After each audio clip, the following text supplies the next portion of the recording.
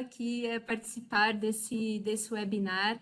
É um prazer recebê-los, né? E hoje a gente, como eu estava falando aqui, a gente vai tratar de um tema muito relevante. Nós temos um comitê de inclusão e diversidade aqui no webinar, no Ibracon. E o assunto de hoje é LGBTQIA+, e seus conceitos-chave, respeitar para incluir. Então, é um assunto bem relevante que nós trouxemos aqui o líder do Comitê de Inclusão e Diversidade do Ibracon, o Leandro Camilo, e os convidados Alexander Pinheiro, que é gerente sênior em firma de auditoria, e Bernardo Reis, que é coordenador de cultura e gestão de mudanças em firma de auditoria.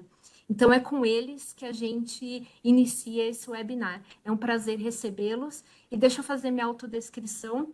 Eu sou uma mulher branca, tenho óculos, estou aqui num fundo roxo e estou usando uma blusa branca e preta. Boa tarde a todas e todas, um prazer estarmos aqui, né, juntos, mais uma vez, nessa iniciativa do Ibracon, Instituto de Auditoria Independente do Brasil. Então, fazendo minha autodescrição, sou Fernanda Rivelli, mulher branca, cabelo preto, uma blusa também, um azul escuro, né? Essa é mais uma iniciativa voltada à nossa bandeira da Auditoria Independente, fortalecimento da cultura de diversidade e inclusão. É um prazer tê-los aqui. Pedir desculpas pelo nosso atraso aqui no começo do programa, uma série de ajustes técnicos ali de última hora. Muito obrigada por vocês continuarem aqui conosco. O programa fica gravado, tá? Então a gente disponibiliza para quem quiser rever, compartilhar com outras pessoas também no portal do Ibracon. Depois a gente vai trocando informações com vocês aqui pelo chat. Só reforçando que as perguntas são muito bem-vindas, então mandem aí pelo chat as perguntas, as dúvidas, troca de experiências e informações, vocês são muito bem-vindos. Na verdade, esse programa aqui é para todos nós, né? Então, é isso, vamos começar a passar a palavra para o Leandro Camilo, líder do Comitê de Inclusão e Diversidade do Ibracon. Mais uma vez, obrigada e vamos aproveitar aqui esse tema altamente relevante. Camilo, com você. Oi, pessoal.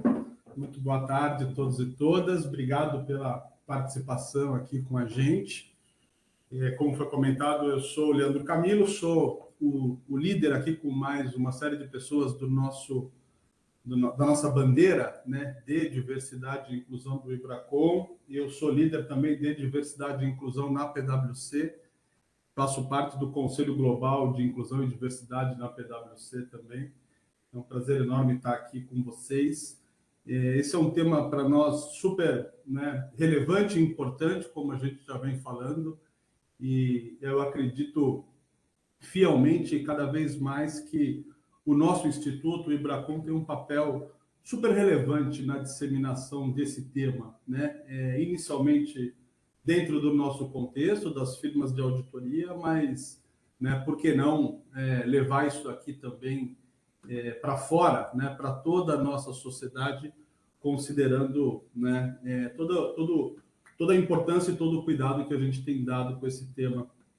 Fazendo a minha audiodescrição, eu sou um homem pardo, heterossexual, cisgênero, e eu uso uma barba, estou com óculos quadradinho azul, tenho um cabelo que começa a rarear. Eu estou aqui no escritório da PwC em Florianópolis, e hoje a gente vai contar aqui com a participação super especial de dois convidados nossos, né, que para debater um pouquinho sobre a temática LGBT, o Bernardo e o Alexander. A ideia é que a gente faça disso aqui um bate-papo. Essa sessão está sendo gravada, né, para quem quiser depois consultar ou compartilhar com os colegas.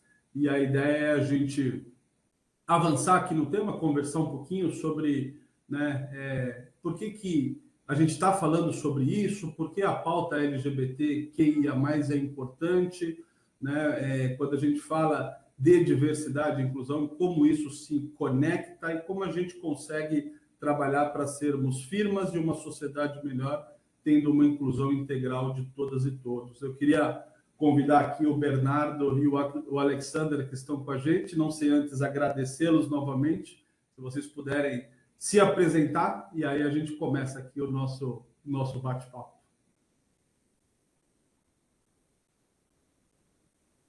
Vou puxar então. Como já disseram, eu sou coordenador de Cultura e Gestão de Mudança e responsável pelos projetos de inclusão, diversidade e equidade, tanto interno quanto externo, na firma de auditoria, né, na qual trabalho. Além disso, eu sou transmasculino, então eu falo sobre essa temática em universidades, escolas, já tem 8 anos, né? É um trabalho que eu faço voluntariamente, para além da minha atuação no mundo corporativo. E minha autodescrição, eu sou um homem branco, de cabelo preto, curto, uso óculos, estou com uma camisa vermelha e atrás de mim tem um fundo verde. Alex. Boa tarde, eu sou o Alexander, trabalho como gerente em firma de auditoria, gerente sênior. Eu sou também co-líder do pilar de inclusão e diversidade na empresa em que trabalho. Minha autodescrição, eu sou negro, uso cavanhaque. Atrás de mim tem minha parede, na verdade, aí está aparecendo um pouquinho da minha coleção de bols de pipoca, o do Thor e o do Minions. Eu estou usando uma blusa branca, um suspensório do arco-íris em função da nossa Pride. Legal. Obrigado, Bernardo. Obrigado, Alexander. Eu queria começar aqui. Bom, pessoal, só lembrando que as perguntas de vocês são super bem-vindas, né, para a gente esquentar esse bate-papo. Eu queria começar com uma pergunta aqui para o Bernardo. Pode ser, Bernardo?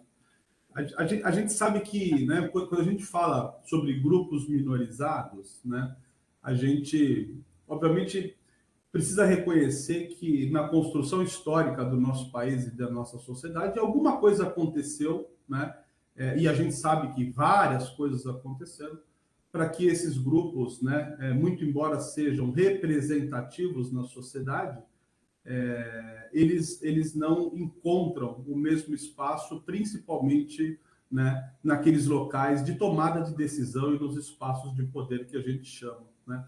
É assim, como a gente sabe, com a questão de gênero, é assim com a questão racial, é assim com o tema das pessoas com deficiência e é assim também com a nossa pauta LGBTQIA+, né? Eu costumo dizer que nós temos uma especificidade, né, dentro dessa pauta LGBT que ela acompanha as pessoas que fazem parte do grupo desde a sua infância, em muitos dos casos, né, Bernardo?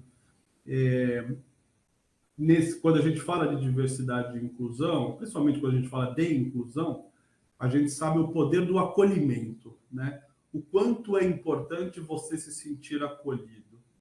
E quando a gente lembra, né, das trajetórias de uma pessoa que faz parte, né, do grupo LGBTQIA+, não de todas, mas infelizmente de sua maioria, a gente vai lembrar, né, Bernardo, que esse acolhimento, muitas vezes, ele não vem nem naquele lugar que é o lugar em que a gente, em teoria, seria mais acolhido, que é o do nosso núcleo familiar, né? Então, uma criança negra, quando chega em casa e sofreu algum tipo, né, de agressão, algum tipo de bullying, né, algum tipo de injúria racial, ela tem para quem reclamar. Uma pessoa com deficiência, quando chega em casa e sofreu a mesma coisa, ela tem para quem reclamar, né? Uma pessoa, um homem gay, por exemplo, quando sofre isso, né, na sua infância, na sua adolescência, e a gente sabe que isso acontece demais, muitas vezes, quando ele chega em casa ou ela chega em casa, eles não têm para quem reclamar, porque eles não têm o acolhimento no seu próprio núcleo familiar. E a gente sabe o quanto isso impacta a construção dessa pessoa e certamente lá no futuro a sua capacidade de prosperar, né? A sua possibilidade de prosperar, porque capacidade não lhe falta, eu tenho certeza, né? E aí eu queria te ouvir um pouquinho, né, na sua forma de ver, com as suas vivências, né? Como que você poderia, assim, né, contar um pouco para nós, né, por que essa temática LGBTQIA+, ela, em suas especificidades, ela acaba sendo até mais delicada, mais sensível que as outras na forma de encarar da sociedade? Leandro, obrigado pela fala. Acho que você trouxe um contexto muito importante, né, da gente conversar aqui, que é essa questão relacionada ao acolhimento mesmo, de pessoas LGBT+. Acho que é importante que a gente tenha um espaço para entrar mais nisso na nossa conversa hoje. E antes de responder essa pergunta, eu acho que é importante trazer alguns conceitos que nos ajudam a pensar nessa questão. Na minha apresentação eu não falei, mas eu sou da área da filosofia. Então, gosto bastante de dar uma refletida mais profunda, assim, em como que a gente convive com as pessoas, como que é a nossa relação, né, com o diferente, assim. E tem um ponto que eu acho que é importante a gente pensar, que é o seguinte: diferenças temos inúmeras. E inúmeras delas não nos importam, né? Inúmeras delas não nos incomodam. Então, por exemplo, né, eu sou daqui de BH, e aqui em BH a gente tem um costume de comer no Mercado Central fígado com jiló. E a gente vai lá de manhã e come fígado com jiló no mercado. E antigamente até tinha um costume que já não tem mais, que era de comprar um peixinho vivo no mercado e colocar na cerveja e tomar a cerveja com peixinho vivo, comendo fígado com jiló. Então, o máximo que essa informação vai gerar em quem está nos vendo, em vocês, é um estranhamento, às vezes alguém vai ficar com nojo, mas ninguém vai me colocar como uma pessoa imoral por isso. Talvez pessoas veganas. Mas, para além disso, da comida, ninguém vai me julgar como errado. Ninguém vai olhar para a cor da minha camisa e falar que eu sou errado por estar com uma camisa vermelha e não com uma camisa azul. O mesmo acontece se eu falar que eu sou do Atlético e não sou do Cruzeiro. Então, as pessoas não vão me julgar moralmente por isso. Então, entendendo que nós lidamos com as diferenças também de forma diferente, acho que é importante a gente pensar o que faz algumas diferenças importarem, né, nos incomodarem mais do que as outras. E pensando sobre isso, o que para mim, né, eu cheguei nessa conclusão, mas eu acho que cada um aqui pode pensar um pouquinho sobre isso também, é que as diferenças que nos importam são aquelas diferenças que a gente faz um julgamento moral. São aquelas diferenças que a gente está apontando e valorando aquela diferença, né? Então, com as pessoas LGBT+, a gente faz um julgamento moral. E aí eu acho que talvez seja interessante diferenciar moral e ética, até por ser um objetivo meu. Todas as vezes que eu converso sobre esse tema, eu costumo falar que a gente entra num lugar moral e o meu desejo é que a gente comece de um lugar moral e caminho para a ética, né? Que a gente possa sair menos moralistas e mais éticos das conversas que a gente tem. E tem diversas formas de diferenciar esses conceitos, mas tem uma forma que eu acho muito didática, que é o seguinte: a moral, a gente está perguntando o que eu devo fazer. Então, eu sigo, né? A moral de uma forma mais passiva. Enquanto a ética, eu estou perguntando por que eu devo fazer. Então, a ética me coloca num lugar mais ativo. Né? E por que tem relação com o que a gente está falando, né? Questões LGBT+.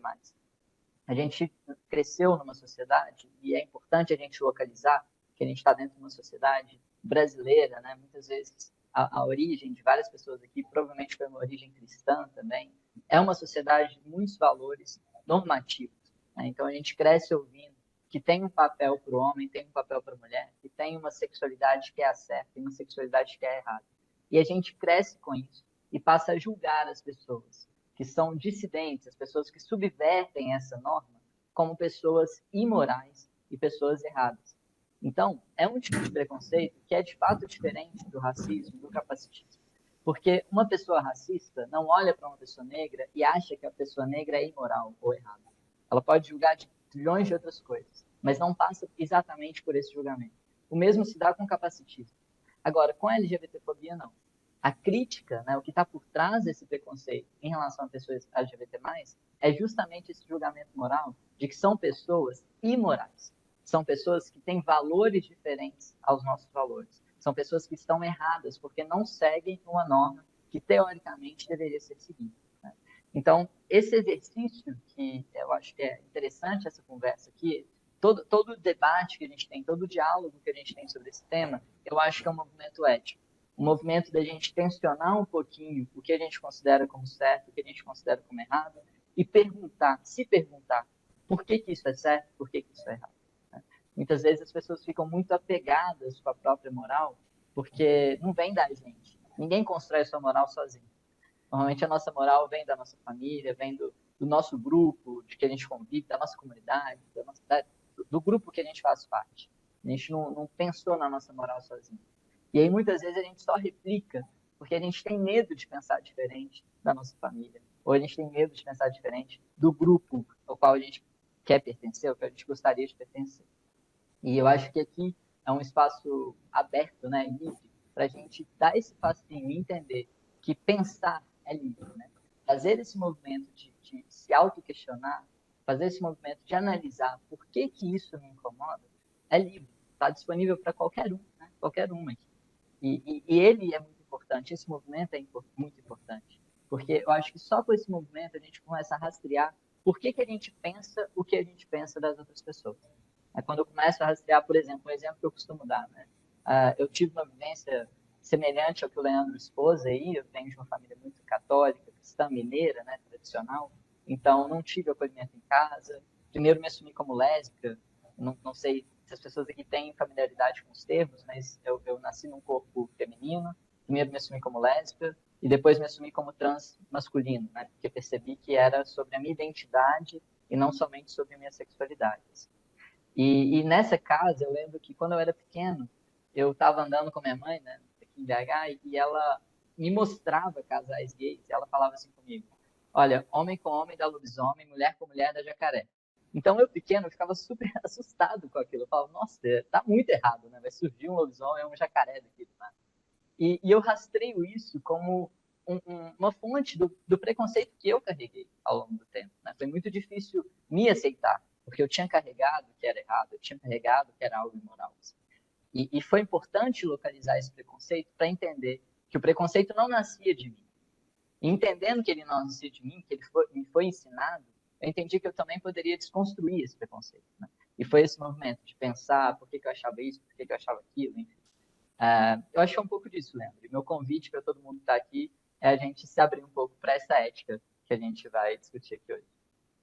Muito legal, Pena, muito interessante. E eu estou super convencido disso que você falou, né? Eu acho que quando a gente fala sobre inclusão mesmo, né? E é claro, uma coisa puxa a outra, né? As pessoas ouvem o termo diversidade, inclusão, às vezes parece que é a mesma coisa, mas não é. Mas eu diria que são coisas que andam intimamente ligadas, andam de mão dadas, né? Ora, se eu tenho um ambiente que não é diverso e eu quero transformar ele em algo que seja diverso, o que eu preciso fazer, né? Eu tiro né, eu olho para as características e falo, eu preciso de uma característica nova em termos, né, de pessoas. E se eu quero fazer isso, eu preciso entender por que esse ambiente ele é tão parecido, né? E aí eu começo a entender uma questão de construção social, né? Então, por que os espaços de tomada de decisão eles são representados majoritariamente por homens brancos, né? Heterossexuais, sem deficiência, né? Cisgêneros? Por que isso é um fato? É um fato porque, né, as coisas foram se moldando dessa forma. E se eu quero fazer com que ele fique diferente, eu tenho que trazer, né, inclusão para ir para dentro, né? E é claro, se eu não tenho diversidade, né, isso não é uma preocupação, eu não tenho que incluir. Por isso que eu digo que são termos que andam, né, são distintos, mas andam exatamente de mãos dadas, né? E quando a gente olha essa questão, né, da LGBTfobia, o conhecimento, Bernardo, como você bem coloca, ele é um emancipador da capacidade do ser humano de fazer as suas reflexões, né? Então, eu, pessoalmente, passei muito tempo da minha vida sem entender, né, a parada do orgulho LGBT, né? E hoje eu olho para trás e eu não tenho, né? Eu acho que a gente não tem que ter vergonha do que a gente é nunca, independente da sua característica, né? Mas eu reconheço que hoje eu tenho uma visão, né, sobre esse tema, sobre a importância do tema, sobre o que representa, né, aquela parada, por exemplo, que há um tempo atrás eu não tinha, e naquele tempo eu questionava. E é sobre isso que você comentou, Bernardo, é sobre a gente refletir, sobre a gente olhar as coisas de uma outra perspectiva, sobre a gente tentar entender, né? E no final do dia sobre a gente respeitar, né? Respeitar a individualidade de cada um, né? A orientação de cada um, né? Eu acho que a gente tem que tomar muito cuidado para nesse momento não querer, né, associar o respeito, a aceitação, o acolhimento ao fato de eu entender. Tem coisas que eu não vou entender. E é assim, a vida é assim mesmo, né? Mas eu preciso partir da premissa que eu tenho que respeitar, né? Eu acho que essa ausência que nós ainda temos da presença da comunidade LGBTQIA+, nos ambientes, e aí eu não vou falar nem só de tomada de decisão, no próprio ambiente de trabalho, a gente sabe que ainda é escasso, e eu diria que é escasso muito porque as pessoas não sentem, né, a segurança psicológica de afirmar quem realmente são, né? A gente trabalha internamente na firma que eu represento. A gente fez isso no próprio Ibracon. A gente começou o nosso projeto fazendo uma espécie de um censo, né? A gente trabalha sobre isso com outros clientes nossos e a gente vê qual é a dificuldade de você ter, né, um ambiente que possibilite a pessoa de fato se afirmar. A pessoa se afirma uma pessoa negra, né? É claro que também tem uma construção, né? Ao longo da nossa jornada na nossa empresa, a gente conseguiu perceber um aumento, né, na quantidade de pessoas que se autodeclaravam negras. Isso vindo da segurança psicológica, não vem da forma que a pessoa começa a enxergar a cor da sua pele, vem da segurança que ela tem de manifestar algo que ela acredita. E na questão LGBT, eu acredito que tem uma subnotificação muito grande, porque as pessoas olham e falam assim, eu me declarar LGBT, não é que eu tenha a ganhar, não é sobre ter a ganhar, eu só tenho a perder. E é isso que a gente tem que ajudar a reconstruir na sociedade. E aí eu queria aproveitar e puxar um gancho e fazer uma pergunta para o Alexander, né? Na sua visão, Alexander, qual o papel que cada um de nós tem que desempenhar na sociedade, né? Quer dizer, qual o papel que as pessoas, inclusive que não são parte do grupo LGBT, têm para desempenhar dentro dos espaços de tomada de decisão ou dentro das empresas, para que elas ajudem na construção de um ambiente mais seguro psicologicamente para todos e todas? Então, Leandro, eu acho que essa pergunta ela me remete principalmente a quando eu comecei a minha carreira, depois da minha formação em contabilidade, eu sempre quis entrar para empresas de auditoria. E eu me lembro que em uma das empresas que eu tentei entrar, isso em 2006. Então, olha quantos anos, quase 20 já tem isso. Então, eu me lembro que eu acabei não ingressando na empresa por conta disso, por conta de ser gay. E na época eu fiquei pensando, poxa, mas o fato de eu ser gay seria um problema para eu estar numa empresa de auditoria, agir como, desempenhar um bom papel como auditor e tudo mais, mas isso não me fez desistir. Então, insisti e ingressei em empresa de auditoria, fiz uma ótima carreira dentro da auditoria, e o que foi bom para mim ao longo do caminho foram as pessoas que em volta a gente costuma chamar de aliados, porque assim, incluir e ter um ambiente diverso, mal comparando com o que a gente costuma usar em nossos treinamentos como exemplo, seria eu convidar pessoas para uma festa. Então, eu posso convidar o padeiro, o açougueiro, o negro, então vou convidar várias pessoas por afinidade que eu eventualmente tenha com aquelas pessoas. Mas o incluir ao invés daquela pessoa estar sentadinha lá numa cadeira, é alguém ir lá puxar e chamar para dançar. Então, essa é a comparação que a gente faz, e isso é muito importante na vida das pessoas. E eu me lembro que quando a gente iniciou o pilar de inclusão e diversidade, me procuraram para que eu fizesse um depoimento. A gente começou criando uma página no Facebook, inclusive, e eu fizesse um depoimento, porque naquela altura eu já era gerente, eu sou negro, sou gay, sempre fui assumido, então era uma demonstração de que, apesar dessas características em mim, isso não me impediu de ser gerente. Então, eu automaticamente topei fazer o depoimento, mas eu lembro que eu me repensei ao escrever, e a toda vez que alguém da empresa ia lá e curtia, me dava uma sensação um tanto quanto estranha, do tipo, nossa, aquela pessoa agora sabe que eu sou gay, mas sempre soube, tipo. Então, é essa questão do você não se sentir dentro, apesar de estar dentro. E a nossa maior preocupação nesses quase 5 anos que a gente está com o Pilar é justamente de fazer com que a pessoa se sinta dentro. E isso não é só no ambiente corporativo. É difícil para quem não segue sofrendo com essas consequências de ser gay, de estar dentro de um dos grupos chamado minorias, de enxergar algumas coisas. Então, às vezes, o conversar com uma pessoa, tá numa rodinha de rapazes, estão falando de futebol, cerveja, um monte de coisas, e tem, de repente, uma pessoa LGBT ali que ela não se sente dentro daquele assunto. Não é que aquele assunto não possa ser falado, mas por que não incluir outros assuntos para aquela pessoa também se sinta incluída? Por que não, quando você vê uma piadinha que não é legal e que acaba magoando as pessoas, por que não falar, poxa, fulano, acho que não é legal você falar isso. Então, as pessoas que não são LGBTQIA+, e que eventualmente tomam essa postura, elas nos ajudam muito, porque o ambiente seguro e respeitoso, a gente não consegue construir sozinho.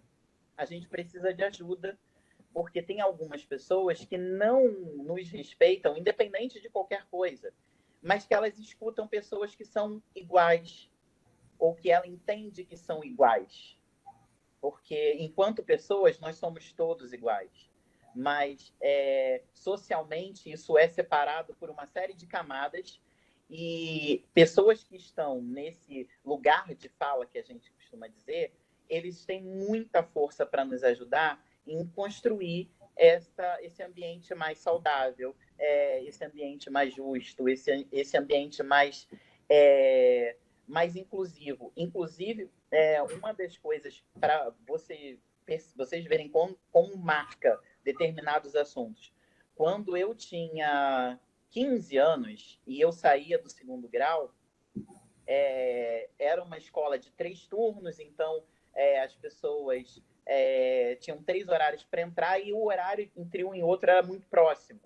Então, começava às 7, eu saía às 11, 11h30, e aí o pessoal já entrava meio-dia, meio-dia e meia já tinha aulas.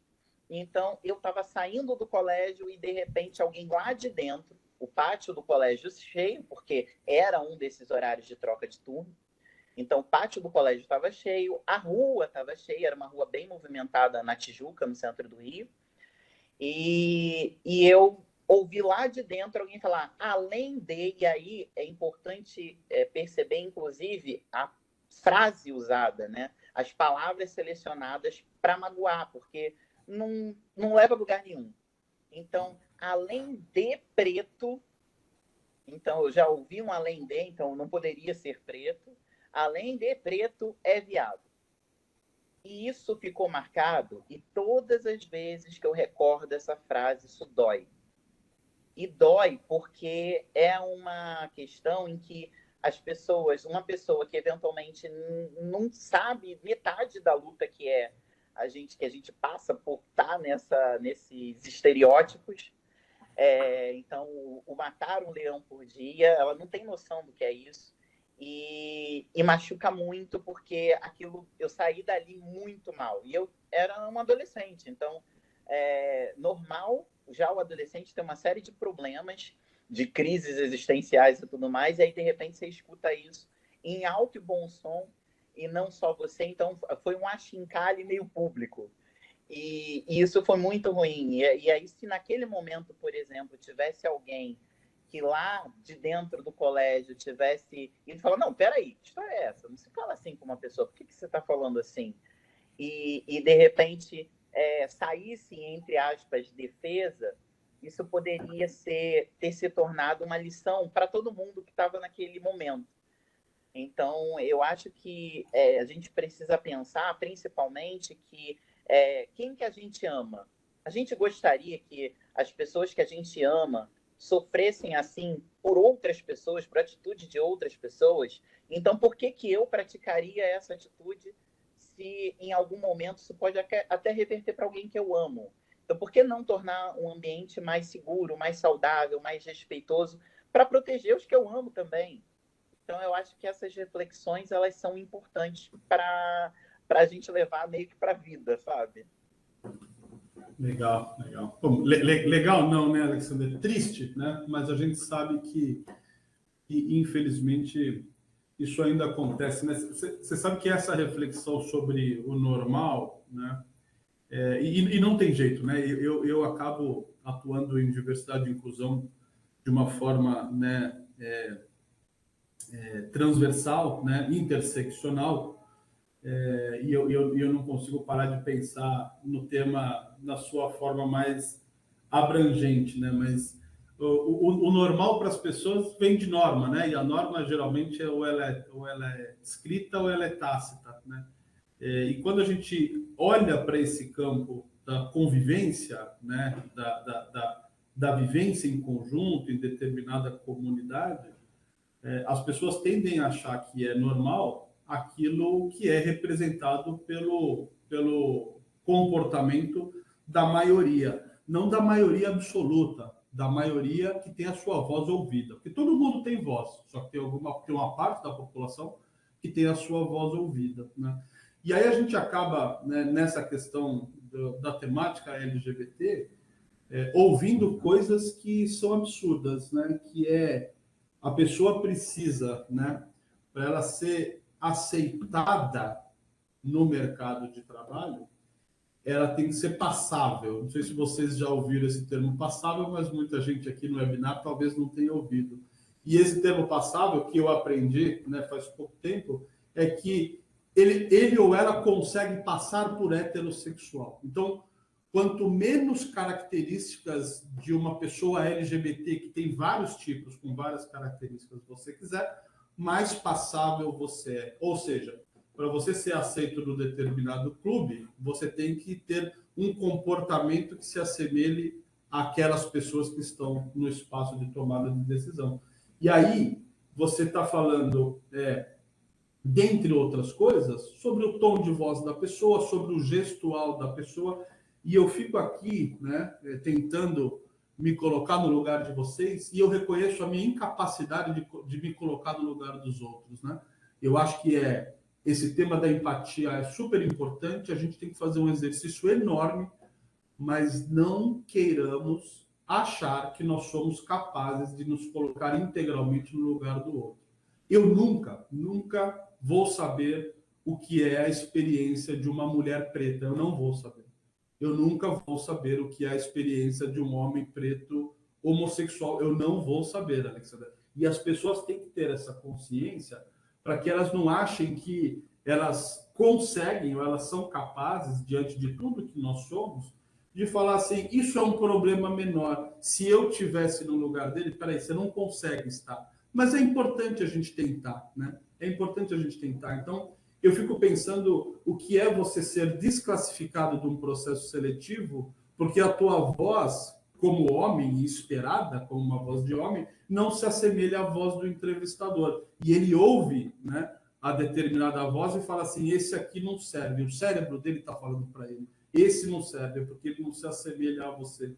E passar por isso certamente transforma a pessoa, né? E é claro que não transforma de um lado de uma forma positiva, porque traz dentro dessa vivência uma série de dificuldades que aí sim, nós que não fazemos parte do grupo que ainda é minorizado, a gente precisa pensar, né, o que a gente pode fazer diante das nossas características para tentar fazer com que, né, esse ambiente seja mais equitativo, né? Eu queria só propor essa reflexão às pessoas, né? Então, como seria essa experiência se o jeito que eu falo não agrada alguém simplesmente por não agradar, né? Como seria isso, né? Como que eu volto para casa depois de uma entrevista tendo a convicção de que eu não fui aceito por eu ser um homem preto LGBT, né? Então, acho importante a gente fazer reflexão. E aí eu queria voltar com você, Bernardo, para te perguntar, né? Olhando o lado bom das coisas, né? Eu atuo com diversidade e inclusão há 5 anos, mais ou menos, né? E eu vejo, né, uma mudança, né? Eu vejo algumas coisas acontecendo. Eu não estou falando que está bom, mas eu vejo algumas coisas acontecendo. Eu acho que quando um instituto como o nosso se levanta e ergue uma bandeira de diversidade e inclusão e faz um trabalho tão bacana, tão impactante como a gente tem feito, né? E eu digo a gente, eu digo todo o grupo do Ibracon, desde o presidente Coscodai até todas as pessoas que nos apoiam, né? De fato, levantando essa bandeira e encarando ela com muita seriedade, em consideração a importância que o nosso instituto tem no mercado de auditoria e para a sociedade como um todo. Mas aí eu queria te ouvir também, né? Como que você vê a evolução desse tema nos últimos anos? Você, como um homem jovem ainda, mas que já viu momentos mais difíceis, né? Eu acho que você tem percebido alguma coisa. Eu queria ter a tua perspectiva. Você acha que, né, está melhorando? Estamos no caminho, né? Eu queria te ouvir um pouco com relação a isso. Eu sou sempre muito otimista em tudo. Então, talvez meu olhar vai ser enviesado a partir desse otimismo que normalmente eu trago. Assim. As coisas mudaram muito de fato. Eu estou com 31 anos. Eu lembro que eu fui expulso de casa aos 16, por ser lésbica na época. Né? E eu era, na época, a única menina lésbica de uma escola com mais de 1.000 alunos. Assim. Então, não se falava, pelo menos a única pessoa ali que era assumida. Não se falava sobre esse tema. Era um tema muito, muito velado. Hein? E era difícil, inclusive, de achar comunidades que falavam sobre esse tema. Em seguida, quando eu me assumi como trans também, a comunidade que a gente tinha dos trans do Brasil eram de 27 pessoas, isso em 2011, 2012. Então, eram poucas pessoas, assim, era muito restrito, e a gente reproduzia vários preconceitos também dentro da comunidade. E eu percebo que tem um avanço muito grande da discussão sobre esse tema, o que eu acho que é incrível. Muitas pessoas costumam falar que a gente, na verdade, não está melhorando, que hoje tem pessoas com muito ódio, muito preconceito, que não tem mais vergonha de expressar o preconceito. De fato, a gente vê que isso acontece mesmo. Mas eu acho que isso acontece como uma reação à evolução do debate sobre esse tema. Então, essas pessoas que reagem de forma muito raivosas e de forma preconceituosa, elas reagem pelo medo, porque elas sabem que a mudança já está acontecendo. Justamente por a gente ver essa mudança acontecendo, que a gente tem um grupo de pessoas que tentam lutar contra esse movimento. E eu acredito muito nessas gerações que estão vindo, assim, essas gerações que já normaliza, que inclusive está à frente de nós. Eu estava num debate esses dias, num grupo LGBT+, e a gente estava falando que até essas letrinhas talvez vão se perder para essa nova geração. Né? Que hoje eu converso com priminhas minhas adolescentes, pré-adolescentes, e elas falam, não. Eu pergunto, com que você se identifica? E ela fala, não importa, né? Sou uma pessoa, eu gosto de pessoas. Então, assim, já não precisam nem mesmo do que a gente ainda precisa, que é essa identidade. Né? Claro que essa identidade serve para a luta e tudo mais. Mas, para além dessa pergunta, Leandro, eu queria aproveitar o espaço em cima da fala do Alexandre, que eu acho que é uma fala que nos sensibiliza muito, e aí eu concordo que a empatia é um lugar idealizado, a gente não consegue, de fato, se colocar no lugar do outro, mas o que a gente consegue aproximar é a partir da escuta. Então, quando o Alex divide isso com a gente, é impossível a gente não sentir também um aperto e um sentimento por ele, né? E eu acho que é assim que a gente constrói a empatia, ouvindo histórias diferentes das nossas. E eu queria fazer uma observação aqui sobre esse papel do aliado, puxando um pouquinho de novo a filosofia. Quando a gente estuda um pouco a história grega, a gente percebe que a Grécia conseguiu ganhar dos persas por uma formação do exército diferente, que era uma formação oplita, que ao invés de cada soldado estar com o seu escudo se protegendo, eles passaram a ter um escudo maior que protegia metade do meu corpo e metade de quem estava comigo. E assim eles faziam uma formação que era imbatível. A lança não conseguia entrar. Então, olha que análogo ao que a gente está falando de aliado. Ao invés de cada um estar se protegendo, eles conseguiram vencer uma batalha, porque aquele escudo protegia a mim e a uma outra pessoa. E aí esse escudo do meu lado protegia a minha outra metade e a essa outra pessoa. E quando eu ouvi isso, eu lembro que eu fiquei encantado, porque eu falei, é exatamente isso que as pessoas aliadas fazem. Né? Esse escudo protege a elas e a mim também. E por que é importante pensar nisso? Se posicionar contra a LGBTfobia não é se posicionar em defesa das pessoas LGBT somente. é se posicionar em defesa própria também, porque ninguém consegue alcançar esse ideal da norma do que é ser um homem, que é ser uma mulher. Então, um homem cis, hétero, branco, que defende, né, uma pessoa chamando o outro de viado, defende o direito também de ser um homem mais sensível do que o padrão fala, né, ou de ser uma mulher menos submissa do que a norma fala que deve ser. Então, é importante a gente entender que defender as pessoas de injustiça, mesmo a gente não fazendo parte daquele grupo, é também defender as nossas diferenças, é defender um mundo mais gentil. Então, esse escudo protege a todo mundo, não só as pessoas LGBT+. Quantos homens, né, Bernardo, heterossexuais sofrem no dia a dia, e a gente tem que reconhecer isso, por conta de um papel que a sociedade lhe impôs, né? Eu acho que nós temos uma construção social, psíquico-social, nós temos, né? A gente precisa reconhecer isso. Eu acho que quanto mais a gente se aprofunda nesse debate, e eu gosto da filosofia também, mais a gente consegue perceber que, se a gente está diante de um cenário construído, desconstruí-lo depende da gente, né? Eu tenho convicção, assim como vocês, que o aliado ele tem um papel fundamental, porque essa questão, né, eu vejo tanto a questão racial como a questão LGBT, né, que são pautas que vêm se desenvolvendo e vêm avançando na nossa sociedade. Elas só vão tomar uma outra proporção quando elas saírem do campo do movimento identitário e partirem por um caminho de um projeto de sociedade mesmo, de um projeto de nação, né? Eu acho que já foi o tempo da gente discutir isso como identidade, né? Eu acho que a gente precisa, de fato, eu não estou falando que é fácil, né, incorporar as diferenças na sociedade e, a partir daqui, a gente olhar para frente e pensar como eu, com as características que são as minhas, só que aí, né, Bernardo, Alexander, aí eu preciso ser muito sincero comigo mesmo. Eu preciso fazer uma reflexão, eu preciso chegar às conclusões. Como as minhas características, né, elas impulsionaram ou elas prejudicaram toda a minha trajetória e a minha possibilidade de prosperar. E aí eu chego à conclusão de que, tá bom, diante das características que são as minhas, e elas são especiais, assim como as de vocês, né? O fato de sermos um ser humano único é o que faz a beleza de viver e de ser o que a gente é e de experimentar o que a gente experimenta, né? Por isso que eu gosto muito da empatia, mas eu também acho que ela é algo que a gente tem que exercitar sempre, mas não ter a prepotência de achar que eu posso tudo, que eu posso me colocar no seu lugar, mas como você muito bem definiu, né, Bernardo, ouvir histórias e tentar nos colocar na situação daquela história e ver como a gente reagiria, como aquilo nos impactaria, né? Então, diante de todas as nossas características, e aí de uma forma interseccional mesmo, né?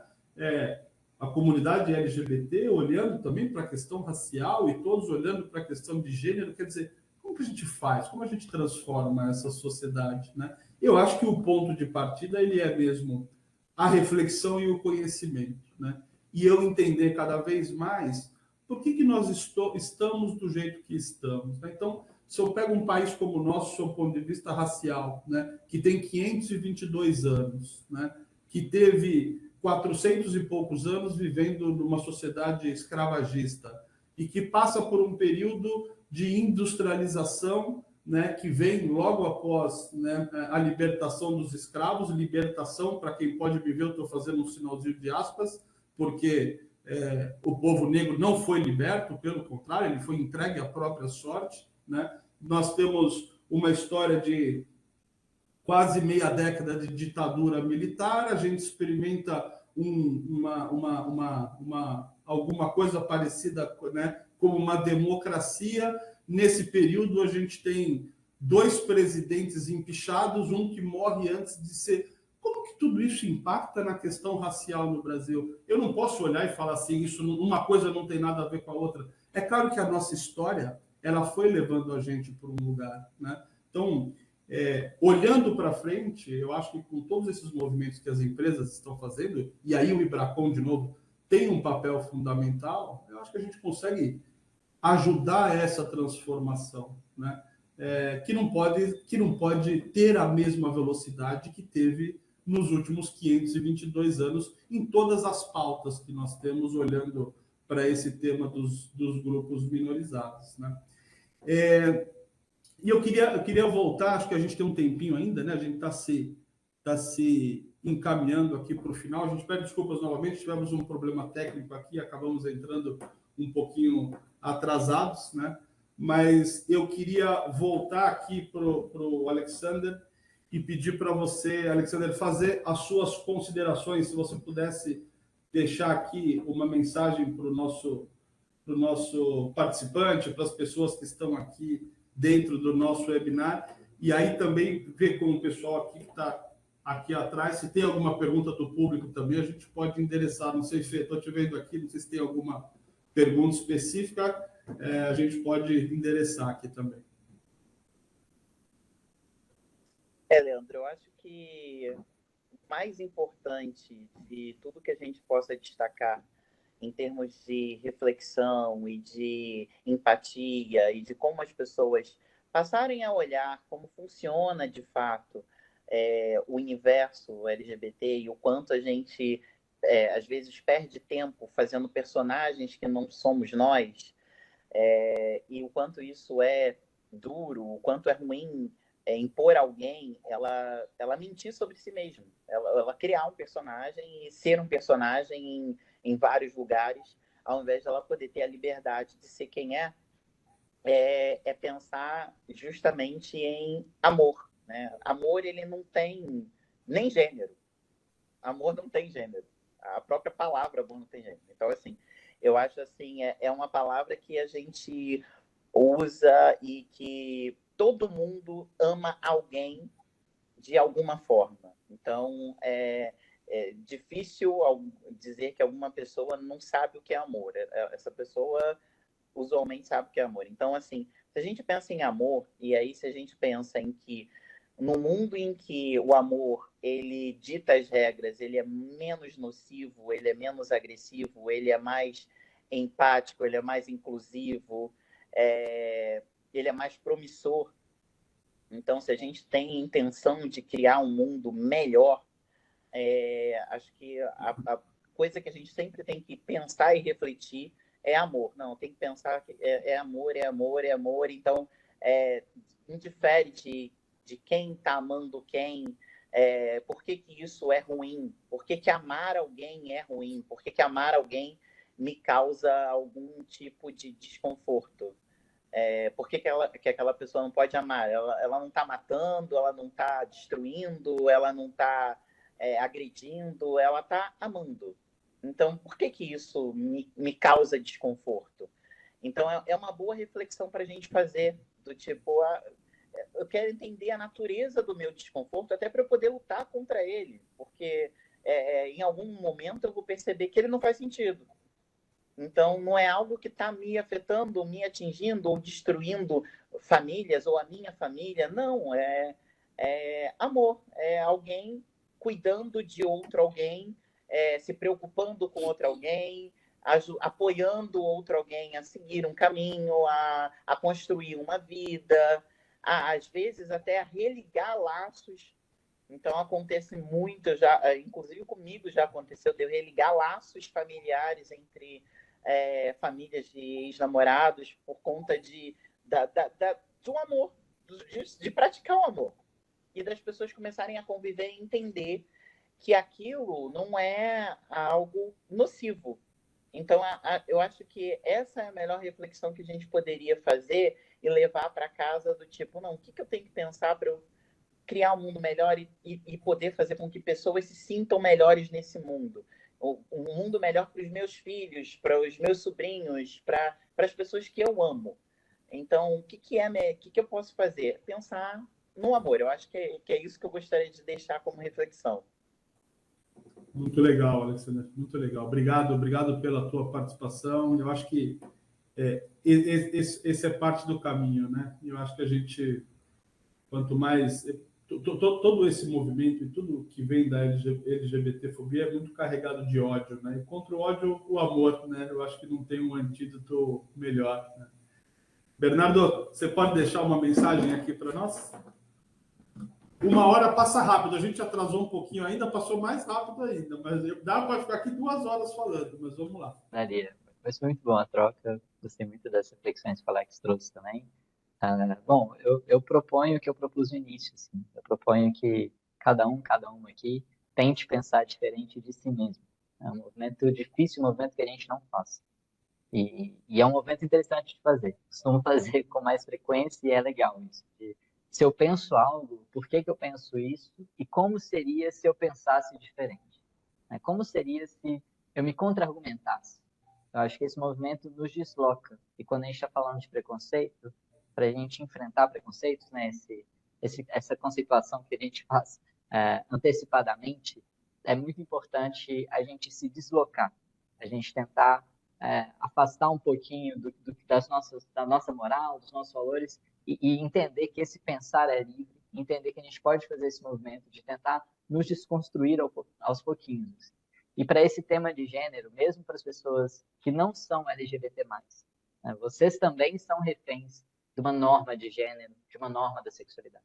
Então, acho que é cada um que está aqui pensar um pouquinho sobre isso. Legal, beleza. Obrigado, Bernardo. Obrigado pela sua participação. Obrigado pelas palavras. A gente está passando aqui 3 minutos, né, Fê, do nosso tempo. Queria agradecer aqui, mais uma vez, a todo o time aqui do Ibracon, que ajudou a gente a montar esse webinar. Eu queria deixar já o convite para o próximo. A gente vai mandar muito em breve, né, uma comunicação para vocês. Agradecer a participação novamente do Alexander e do Bernardo. Eu diria que, se eu pudesse também deixar uma palavra muito rápida aqui, eu acredito que o conhecimento é importante. A gente precisa cada vez mais entender por que as coisas acontecem do jeito que elas acontecem, né? Eu acho que a gente precisa... A gente está num mundo hoje que as pessoas estão mais preocupadas em ter razão do que ser felizes, né? E ter razão não está com nada. Eu quero mesmo é ser feliz. Ser feliz que é legal, né? Agora, a pessoa falar, eu já tinha feito, eu já tinha avisado, eu fiz minha parte. O ser humano gosta de falar que fez sua parte, sem olhar o contexto como um todo. E eu acho que não é sobre isso. E eu acho que a gente reconhecer as diferenças das pessoas, né? Eu acredito piamente que o mundo, ele mudou, o mundo, ele traz desafios como ele nunca trouxe, e para a gente continuar resolvendo desafios complexos, a gente tem que ter pessoas diferentes. A gente não consegue fazer com pessoas iguais. A gente tem um monte de ambientes com pessoas iguais, eu não vou exemplificar nenhum aqui, mas no campo da política a gente tem alguns espaços em Brasília orbitados por pessoas que parecem muito entre si. A gente vê o que acontece nesses lugares. Então, se a gente quer continuar trazendo soluções e criando até a problemática que a gente precisa, o ser humano ele vive de pensar as coisas numa perspectiva que ele nunca fez, como acho que foi o próprio Bernardo que comentou, né, ou o Alexander, da gente olhar as coisas numa perspectiva diferente, a gente precisa ter um grupo de pessoas diferentes, e assim a gente continua avançando, continua aprendendo. O aprendizado é o que nos leva para frente, é o que nos emancipa e o que nos possibilita olhar as diferenças, reconhecer e, quiçá, um dia, e esse é o meu sonho, né, Alexander e Bernardo, que todos valorizem de fato, porque o lance é ser diferente, ser igual não está com nada, né? Então, eu acho que a gente precisa, né, pensar isso de uma forma intencional no nosso dia a dia e nas nossas empresas de auditoria, no nosso Ibracon. Eu acho que a gente lida com temas muito complexos nos nossos clientes, na sociedade, e tem um espaço aqui para a gente continuar sendo isso que as auditorias sempre foram, né? Um espaço de crescimento e desenvolvimento para todos e todas. Eu acho que é isso. Fê, deixo com você aqui.